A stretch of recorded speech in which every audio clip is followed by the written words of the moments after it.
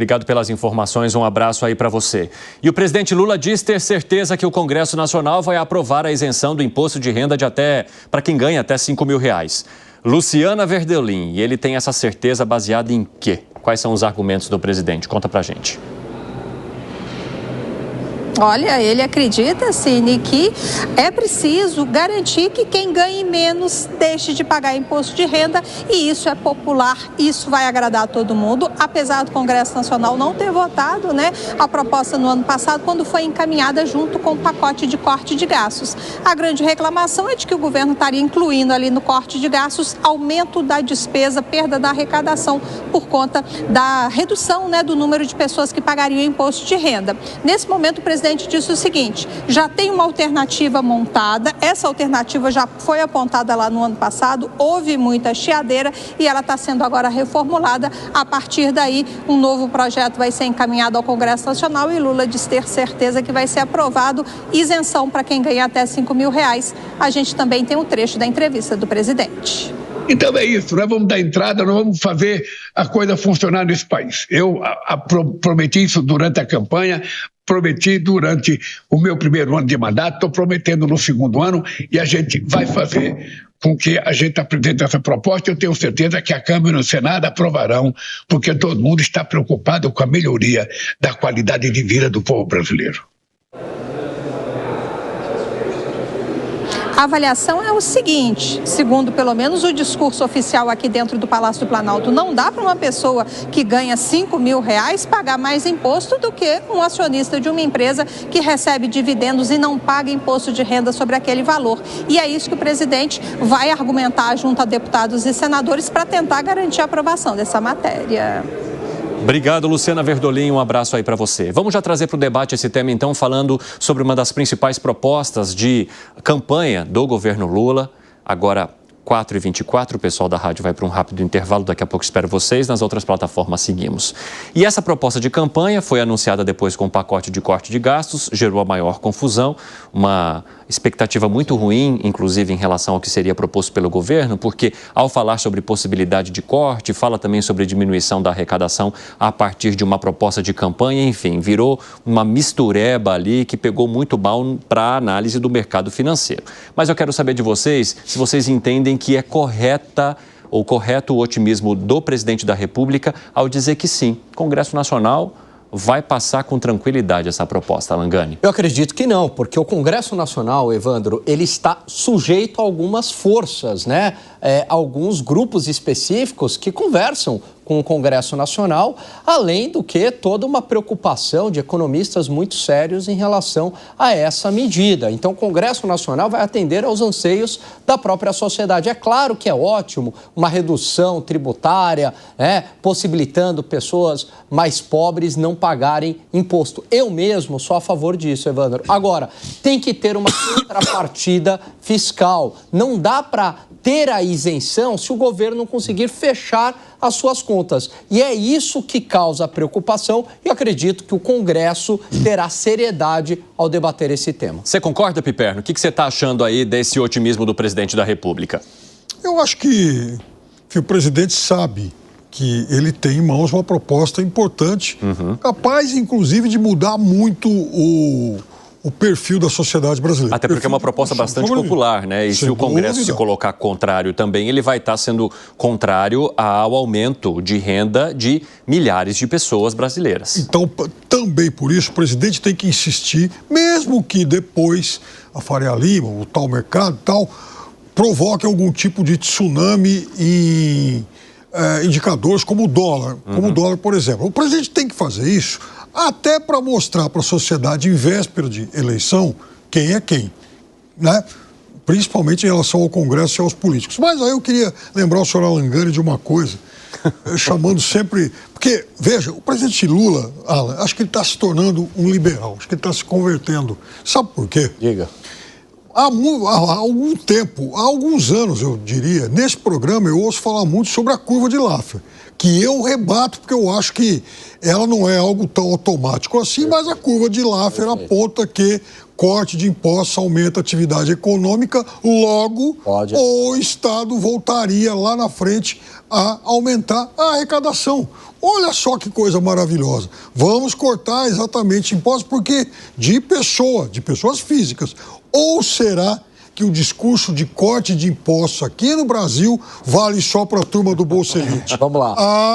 Olha só. Não, o argumento é bom da curva de Laffer, né? Agora, a questão é o seguinte, a curva de Laffer, né, para quem não sabe, a partir do momento que você começa a ter você tem um ponto máximo de cobrança de impostos. Então, você vai cobrando imposto, vai aumentando a arrecadação do governo, certo? Que é lógico. Sim. Então, se você não cobra nenhum imposto, o governo não tem nenhuma arrecadação. Você vai cobrando imposto, chega lá num ponto máximo. A partir de determinado ponto, se você cobrar mais imposto, pode cair a arrecadação, porque vai desincentivar a atividade econômica. E aí tem um ponto, seu Fábio Piperno. Replicaram o estudo da curva de Laffer feito nos Estados Unidos, se eu não me engano, foi publicado na RBE, Revista Brasileira de Economia, revista acadêmica. E a gente estaria no ponto máximo da curva de Laffer, ou seja, no ponto que seria 34% de carga tributária, né? Então, nesse sentido, uma redução de impostos, ela poderia perder, sim, a arrecadação, porque a gente já estaria no ponto máximo de arrecadação. Esse é o primeiro ponto, Fábio Piperno. E qual que é o segundo ponto que você muito bem colocou? Qual que é o efeito temporal disso? Então, mesmo que a gente não esteja no ponto máximo e traga mais arrecadação, pode ser que a curto prazo essa arrecadação só vem depois, mas a curto prazo a gente precisa fechar as contas. Veja só você, né? Não se leve em conta o efeito temporal disso nas várias concessões, benefícios, subsídios e tal para a turma do Bolsa Elite. Aliás, na reforma tributária mesmo, a gente viu uma série de setores conseguindo extrair vantagens. Então, veja, há subvenções, subsídios, incentivos, enfim, benefícios para todo mundo da turma do Bolsa Elite. Que eu sou contra. Aí, no momento em que o governo fala, opa, eu vou também cortar o imposto da peãozada, do andar de baixo. Ah, não, pera lá, isso não pode, porque aí a arrecadação despenca. Ué, mas por que não pode para esse e pode para os outros setores? Ô Zé Maria Trindade, eu quero saber a temperatura do Congresso para receber essa proposta do presidente da República e do governo federal. Eu tenho uma desconfiança que 80 ali, eu queria falar 90, mas reduzir para 80% dos congressistas recebem dinheiro aí desse jeito, né? Já virou vamos dizer, uma onda entre pessoas que têm um certo, vamos dizer, nível, que têm um certo patrimônio, criar empresas e receber dividendos. Então, muitos parlamentares recebem dividendos em vez exatamente de salários. O parlamentar, ele pode ter outras atividades, ele não pode dirigir empresas ou criar empresas que possam, de certa maneira, lidar com o serviço público. Isso é antiético e conflito de interesses. Mas ele pode, por exemplo, fazer pareceres, ele pode atuar em vários mercados, né? E através de empresas. Então, esse dinheiro que ele recebe como dividendos das empresas, e muita gente faz isso.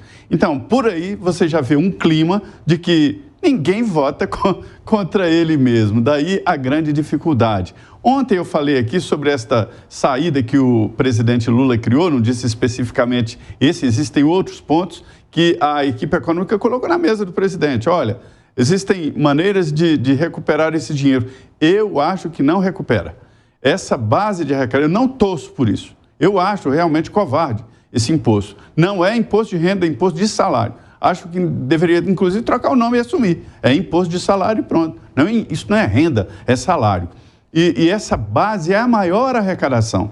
Eu sempre acompanhei aí essa luta por atualização das tabelas de contribuição do imposto de renda. Quando não atualiza, a inflação vai jogando todo mundo dentro da possibilidade de pagar impostos e subindo na tabela. É preciso corrigir isso. Mas, de uma vez, como está tentando fazer o governo, fica realmente muito difícil. Repito, é uma pirâmide. E essa base é a maior arrecadação, não por ser os maiores salários, mas pelo número de pessoas que incluem nessa base. Eu acho muito difícil o Congresso aprovar algo nesse sentido. Finaliza aí, Zagarino, o que você acha? Eu acho que o presidente Lula vai ter um desafio gigantesco de convencer o Congresso Nacional que essa medida é uma medida, no mínimo, boa para o país. Ela pode ser uma medida populista, ela pode ser uma medida que caia de encontro ali com a sua base eleitoral, mas ela, com certeza, economicamente, ela não faz sentido algum. Afinal de contas, nós tivemos aí, em 2024, um déficit nas contas públicas no valor que beirou ali os 43 bilhões de reais, num país que arrecadou, em 2024, 3,6 trilhões de reais em impostos. O presidente Lula não está no caminho certo. A gente tem que voltar para aquele discurso de austeridade fiscal. Eu tenho convicção de que vai ser uma matéria difícil de ser pautada e levada adiante no Congresso, por mais que agora o presidente Hugo Mota seja bom, como você mesmo disse, de diálogo, de acalmar as partes, os ânimos. Eu não sei se teremos, como posso dizer, emendas o suficiente para conseguir passar todas as vontades do governo federal, né? Sim. Ô, Piperno, quer arrematar? Porque eu vi que você ficou meio... Não, eu quero. Primeiro, eu acho que o presidente tem, assim, o dever. Ele é um político bastante perspicaz para isso, de jogar também com o calendário eleitoral. Mostrar para a sociedade o seguinte: olha, aqui vocês têm, então, as digitais de quem é contra. As digitais e também as assinaturas de quem é contra. Então, vocês que resolvam com eles. Segundo, eu, honestamente, não entendo o argumento de que já, enfim, está gastando muito, está com déficit, então não pode dar esse tipo de benefício, se outros setores da sociedade que podem muito mais, recebem muito mais. Mas o ponto aí, sabe que poderia ocorrer, né? Você não vai fechar a conta, evidentemente, se não tiver uma contrapartida, aumenta o endividamento. Aumentando o endividamento, aumenta o risco. Aumentando o risco, sobe o quê? O dólar. Subindo o dólar, sobe a inflação. E a inflação, Evandro, é o imposto mais perverso que tem. Porque à medida que sobe os preços, o governo arrecada mais a custas da perda do poder de compra do trabalhador brasileiro.